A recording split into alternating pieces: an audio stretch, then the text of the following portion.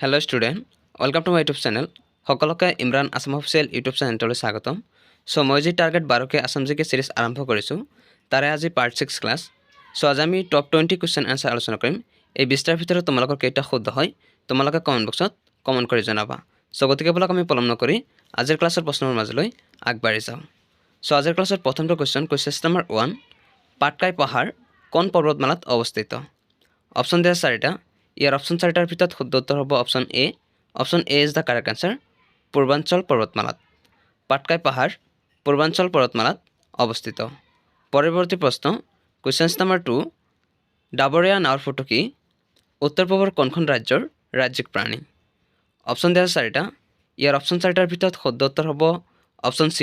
C is the correct answer Mizoram ডাবৰীয়া নাৱৰ ফুটুকী মিজোৰামৰ ৰাজ্যিক প্ৰাণী হয় পৰৱৰ্তী প্ৰশ্নলৈ আগবাঢ়ি যাম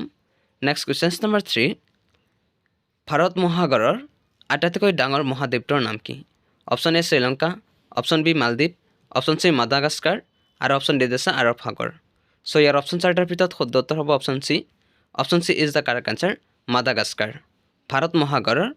আটাইতকৈ ডাঙৰ মহাদ্বীপটোৰ নাম হ'ল Madagascar next question number 4 Khajuraho মন্দিৰ কোন ৰাজ্যত অৱস্থিত অপশ্যন দিয়া চাৰিটা ইয়াৰ অপশ্যন চাৰিটাৰ ভিতৰত শুদ্ধ উত্তৰ কোনটো হ'ব তোমালোকে কমেণ্ট বক্সত কমেণ্ট কৰাৰ কাৰণে চেষ্টা কৰা ইয়াৰ শুদ্ধ উত্তৰ হ'ব option A is the correct answer Madhya Pradesh Khajuraho মন্দিৰ মধ্যপ্ৰদেশত অৱস্থিত নেক্সট কুৱেশ্যন নম্বৰ 5 অসমৰ কৃষি গৱেষণা কেন্দ্ৰটো ক'ত অৱস্থিত অপশ্যন এ দিয়া আছে Margherita option B Jorhat option C Titabar আৰু অপশ্যন ডি আছে ডিব্ৰুগড় ইয়াৰ অপশ্যন চাৰিটাৰ ভিতৰত শুদ্ধ উত্তৰ হ'ব option C is the correct answer Titabar অসমৰ কৃষি গৱেষণা কেন্দ্ৰটো তিতাবৰত অৱস্থিত নেক্সট কুৱেশ্যন নম্বৰ 6 অসমৰ পৰা 2024 চনৰ মিছ গ্ল'বেল ইণ্ডিয়া ছানশ্বাইন ক্ৰাউনত কোনে জিকিছে অপশ্যন দিয়া চাৰিটা ইয়াৰ অপশ্যন চাৰিটাৰ ভিতৰত শুদ্ধ উত্তৰ হ'ব option A is the correct answer Krishna বৰাই 2024 চনৰ মিছ গ্ল'বেল ইণ্ডিয়া ছানশ্বাইন ক্ৰাউনত জিকিছে নেক্সট কুৱেশ্যন নম্বৰ 7 কোনজন আহোম ৰজাৰ শাসনকালত মাজুলী চুক্তি স্বাক্ষৰিত হৈছিল অপশ্যন দিয়া আছে চাৰিটা ইয়াৰ অপশ্যন চাৰিটাৰ ভিতৰত শুদ্ধ উত্তৰ হ'ব option D is the correct answer চুকাংফাৰ শাসনকালত মাজুলী চুক্তি স্বাক্ষৰিত হৈছিল নেক্সট কুৱেশ্যন নম্বৰ 8 বৰ্তমান অসমৰ ৰাজমন্ত্ৰীজনৰ নাম কি option A Atul Bora option B Ranjit Kumar Das option C Jagan Mohan আৰু অপশ্যন ডি আছে মোহন পাটকিৰি ইয়াৰ অপশ্যন চাৰিটাৰ ভিতৰত শুদ্ধ উত্তৰ হ'ব option C is the correct answer Jagan Mohan বৰ্তমান অসমৰ ৰাজমন্ত্ৰীজনৰ নাম হ'ল Jagan Mohan next question number 9 Maharathi উপন্যাসখনৰ লেখক কোন আছিল অপশ্যন দিয়া চাৰিটা ইয়াৰ অপশ্যন চাৰিটাৰ ভিতৰত শুদ্ধ উত্তৰ হ'ব option A is the correct answer Chandraprasad Saikia Maharathi উপন্যাসখনৰ লেখক হ'ল চন্দ্ৰপ্ৰসাদ শইকীয়া পৰৱৰ্তী প্ৰশ্নলৈ আগবাঢ়ি যাম নেক্সট কুৱেশ্যন নম্বৰ 10 বকুল বনৰ কবিতা গ্ৰন্থখনৰ লেখক কোন আছিল অপশ্যন দিয়া আছে চাৰিটা ইয়াৰ অপশ্যন চাৰিটাৰ ভিতৰত শুদ্ধ উত্তৰ হ'ব option D is the correct answer Anand Chandra Barua Bakul Banar Kabita গ্ৰন্থখনৰ লেখক হ'ল Anand Chandra Barua next question number 11 গোৱালপৰীয়া লোকগীতৰ সম্ৰাজ্ঞী হিচাপে কাক জনা যায় অপশ্যন দিয়া চাৰিটা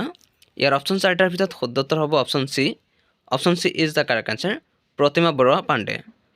বৰুৱা পাণ্ডেক গোৱালপৰীয়া লোকগীতৰ সম্ৰাজ্ঞী হিচাপে জনা যায় next question number 12 Narmada Bachao আন্দোলনৰ নেতা কোন আছিল অপশ্যন দিয়া আছে চাৰিটা ইয়াৰ অপশ্যন চাৰিটাৰ ভিতৰত শুদ্ধ উত্তৰ হ'ব option A is the correct answer মেধা পাটকৰ নৰ্মদা বচাও আন্দোলনৰ নেতা আছিল মেধা পাটকৰ পৰৱৰ্তী প্ৰশ্নলৈ আগবাঢ়ি যাম নেক্সট কুৱেশ্যন নম্বৰ 13 ইন্দিৰা গান্ধীয়ে অসমৰ কোনখন ঠাইক শান্তিৰ দ্বীপ বুলি অভিহিত কৰিছে অপশ্যন দিয়া চাৰিটা ইয়াৰ অপশ্যন চাৰিটাৰ ভিতৰত শুদ্ধ উত্তৰ হ'ব option C is the correct answer Silchar Indira গান্ধীয়ে অসমৰ শিলচৰ ঠাইক শান্তিৰ দ্বীপ বুলি অভিহিত কৰিছে পৰৱৰ্তী প্ৰশ্ন নেক্সট কুৱেশ্যন নম্বৰ 14 তলৰ কোনখন ঠাইত G20 শীৰ্ষ সন্মিলন 2023 অনুষ্ঠিত হৈছিল অপশ্যন দিয়া চাৰিটা ইয়াৰ অপশ্যন চাৰিটাৰ ভিতৰত শুদ্ধ উত্তৰ হ'ব option D is the correct answer নতুন দিল্লীত G20 শীৰ্ষ সন্মিলন 2023 অনুষ্ঠিত হৈছিল next question number 15 Nathula pass কোনখন ৰাজ্যত অৱস্থিত option A Meghalaya option B Sikkim option C Mizoram আৰু অপশ্যন ডি আছে ত্ৰিপুৰা চ' ইয়াৰ অপশ্যন চাৰিটাৰ ভিতৰত শুদ্ধ উত্তৰ হ'ব option B is the correct answer ছিকিমত নাথুলা পাছ ছিকিমত অৱস্থিত নেক্সট কুৱেশ্যন নম্বৰ 16 অসমৰ কণ্ঠ সামগ্ৰীয়ে শেহতীয়াকৈ GI টেগ লাভ কৰিছে অপশ্যন এ লিচু অপশ্যন বি মুখা শিল্প আৰু সাঁচিপাতৰ চিত্ৰ অপশ্যন চি কাজি নেমু আৰু অপশ্যন ডি আছে চাউল চ' ইয়াৰ অপশ্যন চাৰিটাৰ ভিতৰত শুদ্ধ উত্তৰ হ'ব option B is the correct answer মুখা শিল্প আৰু সাঁচিপাতৰ চিত্ৰই শেহতীয়াকৈ GI টেগ লাভ কৰিবলৈ সক্ষম হৈছে next question number 17 Simon commission কেতিয়া ভাৰতলৈ আহিছিল অপশ্যন দিয়া চাৰিটা ইয়াৰ অপশ্যন চাৰিটাৰ ভিতৰত শুদ্ধ উত্তৰ হ'ব option D is the correct answer 1928 চনত চাইমন কমিশ্যন ভাৰতলৈ আহিছিল নেক্সট কুৱেশ্যন নম্বৰ 18 কেদাৰনাথ মন্দিৰ ভাৰতৰ কোনখন ৰাজ্যত অৱস্থিত অপশ্যন এ অৰুণাচল প্ৰদেশ